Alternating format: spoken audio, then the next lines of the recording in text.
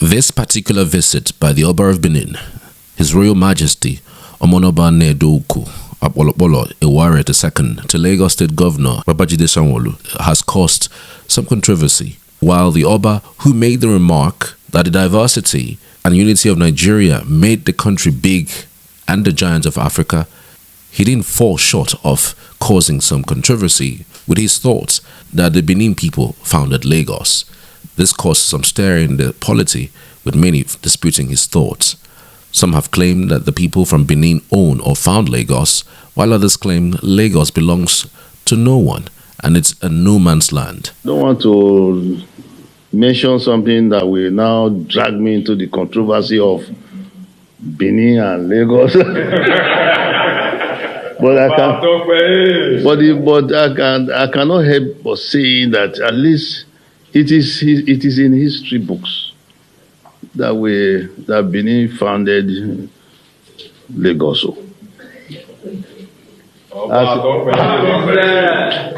But when some people will hear it now, they go haywire and say, what is the Oba saying there again? But it is true.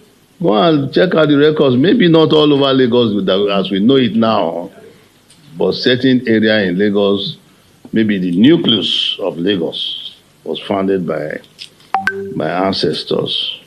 The Oba of Lagos will say so. I'm sure you know that he will always emphasize that he comes from Benin. Everybody knows. But the source of Lagos is Benin, whether any of you here he likes it or not. How true or false are these claims? Did Lagos originate or belong to the Benin Kingdom? Let's find out. Now, according to a statement from the palace of the Lagos king, Oba Akiolu, said modern-day Lagos was founded by Prince Ado, the son of the Oba of Benin. Prince Ado was the first Oba of Lagos, and he named the town Eko until the Portuguese explorer Ruy de Segueira changed the maritime town to Lagos, which at the time from 1942 was the Portuguese expedition center down the African coast. The first Oba of Lagos is a male descendant of Oba of Benin and very close person to him. He's sending on a mission here, and that's why we have a song. Ọmọkọ mọkọ ni wa o, àwa kì í ṣọmọ àbí ìdànù. Òde ìbíní nàbí bàbá àwa sí, ọba ló bí síbẹ̀ kì í ṣàárẹ̀. Ẹ̀yin gbọ́, that's any, at the installation of any Oba. That song is always there. And anybody wants to be a chief or anything, or Oba, at that Enowa, when we finish the ceremony, we do like this. That thing we are doing, they are saluting the Oba of Benin. While this is true, this is not the full picture. It was not founded by Prince Ado. Benin actually invaded Lagos and were not the original occupants. The Aworis and the Ilajes were there way before the invasion of Benin in the 16th century. These two tribes were not concerned with settling up some sort of monarchical system, hence the ease of the Benin invasion. The monarchical rulership of a place may be a result of a conquest and not the origin. A case in point is the Queen of England, who was the head of so many countries.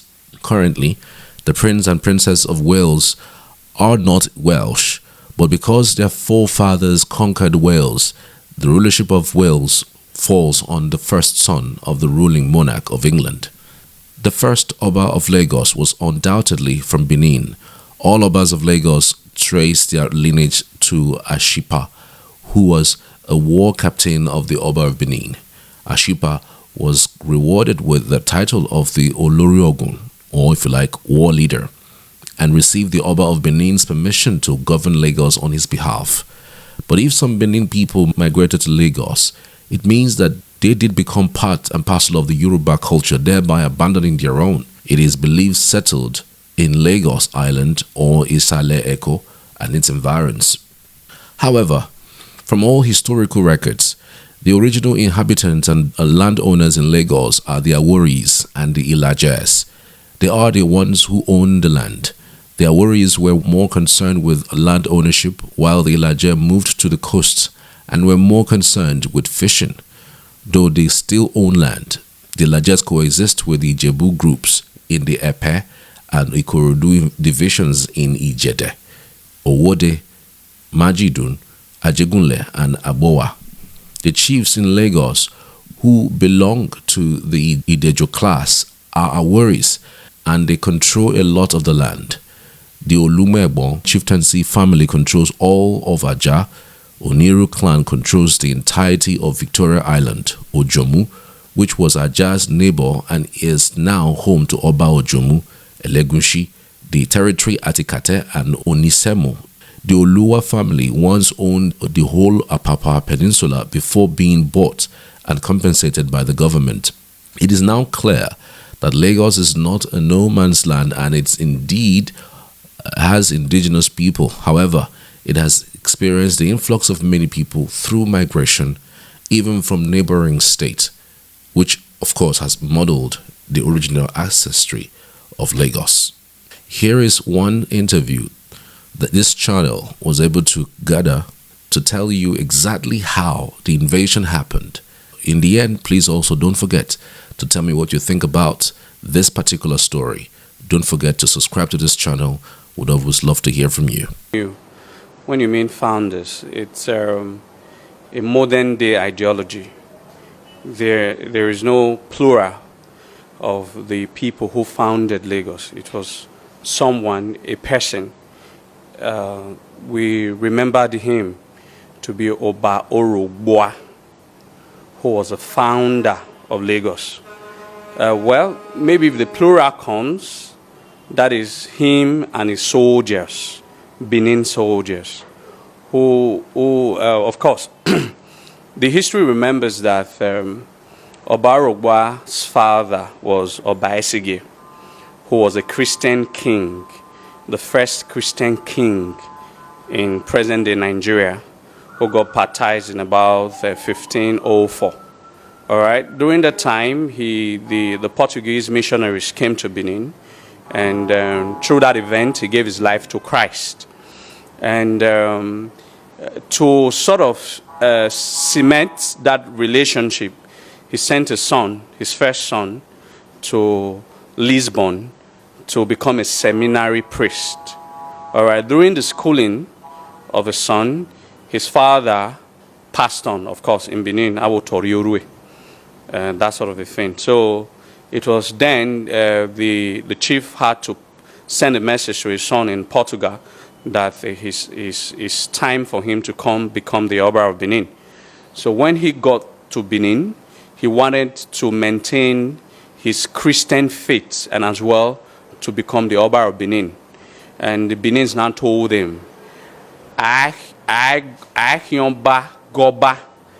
What that means is that the Benins himself had this ideology that Oba is God, or God's representative on earth. So you cannot be a God and also serve another God.